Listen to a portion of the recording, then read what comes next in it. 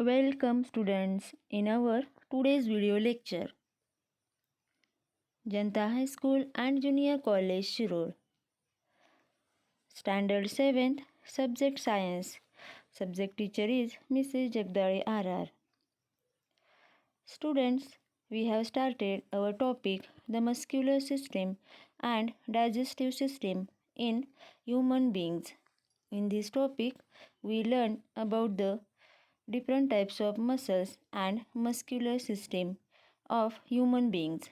Now in this video we are going to learn about digestive system in human beings.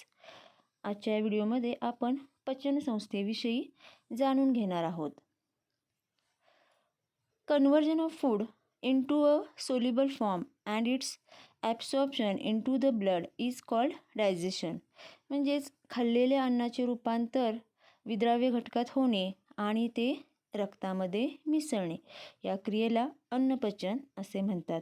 Conversion of food into a soluble form and it's absorption into the blood is called digestion.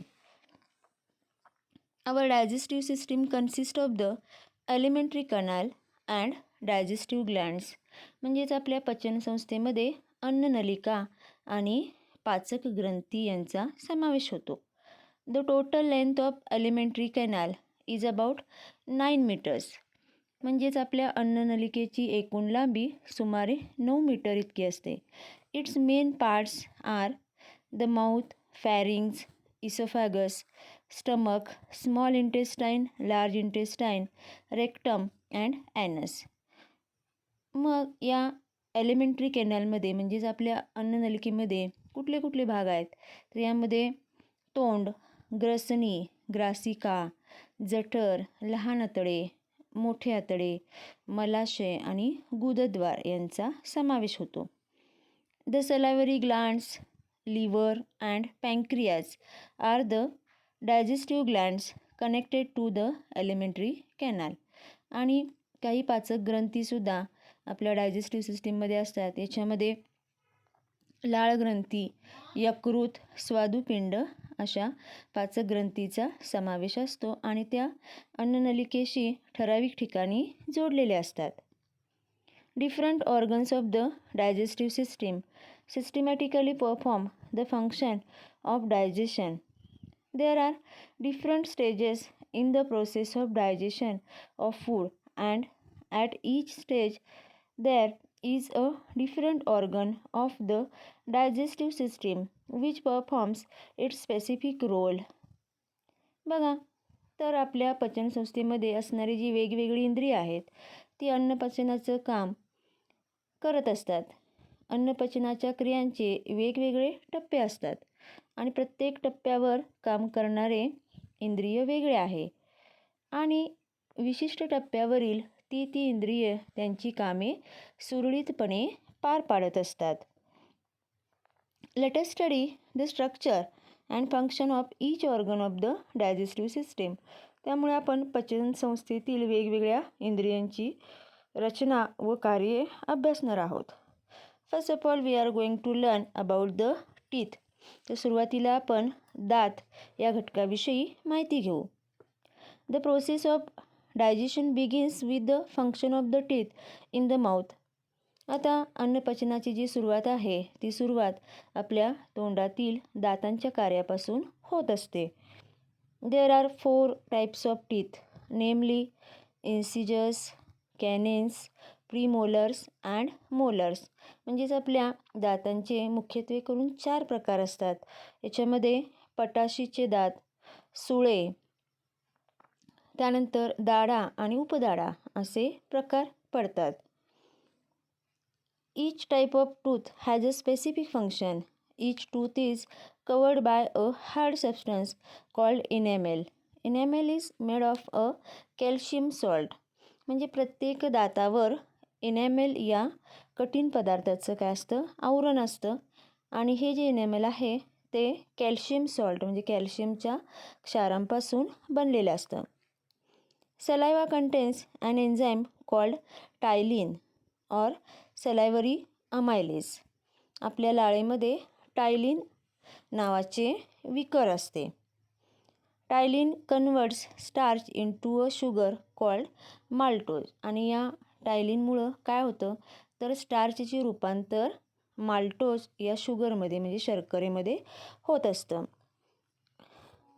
Now what is enzyme? विकर म्हणजे काय? Enzymes are substances secreted in the body of an organism which bring about specific chemical reactions. They act as catalyst. तर सजीवांच्या शरीरामध्ये स्रवणारे व विशिष्ट रासायनिक प्रक्रिया घडवून आणणारे पदार्थ म्हणजे enzymes.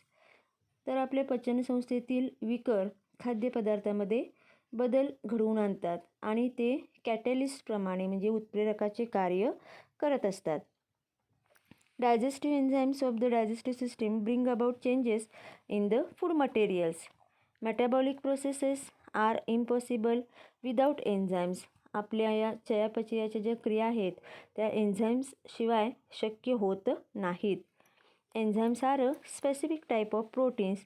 They are most active at normal body temperature. तर ही जी विकरे आहेत ती विकरे सर्वसाधारण तापमानाला सर्वाधिक क्रियाशील असतात आणि ही एन्झाईम्स म्हणजे एक प्रकारचे प्रोटीन्स असतात म्हणजे प्रथिने असतात. Now we are going to learn about the different organs of our digestive system.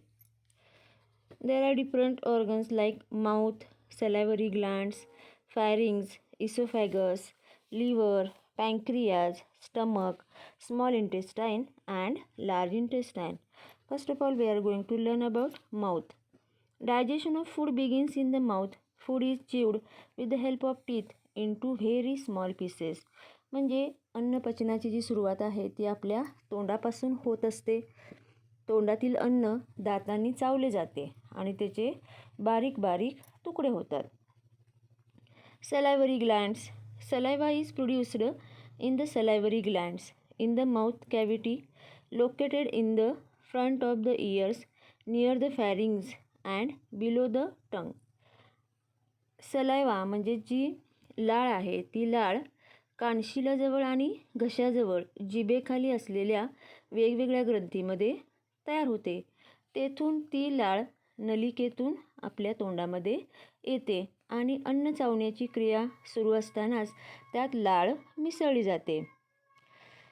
Now this saliva is carried to the mouth via ducts. It is mixed with food during the process of chewing. Pharynx. The oesophagus and trachea open in to the pharynx. म्हणजे अन्ननलिकेचे व श्वासनलिकेचे तोंड घशात म्हणजेच ग्रसनीमध्ये उघडते. Oesophagus. It is a tube leading from the pharynx to the stomach. जे ही नळी जी आहे आपण ग्रासिका असं म्हणतो आणि ही नळी घशापासून जठरापर्यंत असते आणि अन्न पुढे ढकलण्याचे काम करते. Esophagus is a tube leading from the pharynx to the stomach. It pushes the food towards the stomach. Now about the liver. Liver म्हणजेच यकृत. The liver is the largest gland in the body. तर यकृत ही शरीरातील सर्वात मोठी ग्रंथी आहे. It has a rich supply of blood. Its main function is storage of glucose. या यकृताचं मुख्य कार्य म्हणजे ग्लुकोजचा साठा करणे. The gall bladder is situated below the liver. It stores the bile. The digestive juice secreted by the liver. When bile is carried in to the small intestine it mixes with the food there and helps in the digestion of fats. Bile contains bile salts. बघा तर यकृताच्या खालच्या बाजूला gall bladder म्हणजे पित्ताशय असते. यामध्ये यकृताने स्रवलेला पित्तरस साठवला जातो. हा पित्तरस लहान आतड्यात पोचला की तेथील अन्नात मिसळतो व पचन सुलभ होते. स्निग्ध पदार्थांच्या पचनास पित्तरसामुळे मदत होते आणि या पित्तरसामध्ये क्षार असतात. Now about the pancreas. Pancreas म्हणजेच स्वादुपिंड. The pancreas secretes the pancreatic juice that contains various enzymes. जे स्वादुपिंडातून स्वादुरस स्त्रवतो त्यात अनेक विकरे असतात. Now about stomach. स्टमक म्हणजेच जठर.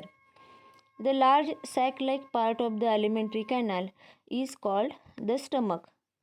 The gastric glands of stomach secrete gastric juice. Food that has entered stomach is churned. Three components of gastric juice, namely hydrochloric acid, pepsin, and mucus, are mixed with food here and it becomes acidic. Mainly proteins are digested in the stomach. Due to the churning and action of gastric juice, food becomes a semi-solid slurry which is slowly pushed into the small intestine. आता stomach यालाच आपण जठर असं म्हणतो. अन्ननलिकेच्या मोठ्या पिशवीसारख्या भागाला जठर असे म्हणतात. जठरातील जाठर ग्रंथीमधून जाठर रस स्त्रवतो. जठरात आलेले हे अन्न घुसळले जाते. हायड्रोक्लोरिक आम्ल, पेप्सिन, म्युकस हे जाठर रसाचे 3 घटक मिसळून अन्न आम्लधर्मी होते. जठरात मुख्यतः प्रथिनांचे विघटन होते. खाल्लेल्या अन्नात जठरातील पाचक रस मिसळून तयार झालेले पातळ मिश्रण लहान आतड्यात हळूहळू पुढे ढकलले जाते. Small intestine. The small intestine is about 6 cm long. Most of the digestion and absorption of food takes place here. 3 different digestive juices are mixed with the food in the small intestine. Absorption into the blood of nutrients obtained by the digestion of food also occurs in the small intestine. लहान आतडे ही सुमारे 6 metre लांब असते आणि इथे मुख्यत्वे काय केले जाते तर अन्नाचे पचन आणि शोषण केले जाते. लहान आतड्यामध्ये अन्नामध्ये 3 पाचक रस मिसळतात. अन्नपचनातून मिळालेले पोषक पदार्थ रक्तामध्ये शोषण्याचे काम लहान आतड्यामध्ये होत असते. Large intestine. The large intestine is about 1.5 meter long. Only water is absorbed in the large intestine. A small part called the appendix is attached to the first part of large intestine. Undigested remains of the food digested in the small intestine enter the large intestine. Undigested material is thrown out of the body through the anus. म्हणजेच मोठ्या आतड्याची जी लांबी आहे ती सुमारे 1.5 metre इतकी असते. इथे फक्त पाण्याचे शोषण केले जाते. मोठ्या आतड्याच्या सुरुवातीच्या भागाला अपेंडिक्स हा छोटा भाग जोडलेला असतो. लहान आतड्यात अन्नाचे पचन झाल्यानंतर न पचलेले अन्न आणि पचलेल्या अन्नातील उर्वरित घनभाग मोठ्या आतड्यात येतो. पचनक्रियेनंतर उरलेले पदार्थ गुदद्वारामार्फत शरीराबाहेर टाकले जाते. Students, in this video we learn different organs of our digestive system. In next video we will learn about the important glands of the digestive system, their secretions and functions. Thank you.